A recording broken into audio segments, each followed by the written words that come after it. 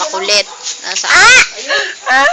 Naku, baka patay na yan. Si Jandel talaga namang sobra kakulit na. Sobra na ang kakulitan. Tinan mo.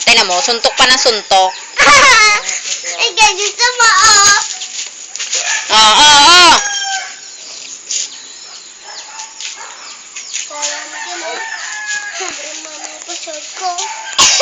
Yan, yung tatlong pato.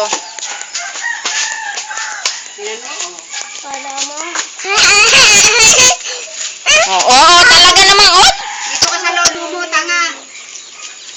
Para hindi makalapit. Wala ko kung makalapit yan.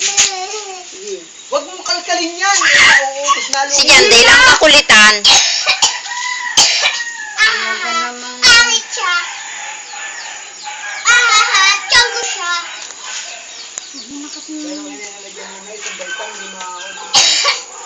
Yung malagay mo ano doon. Puro ka lang. Ito si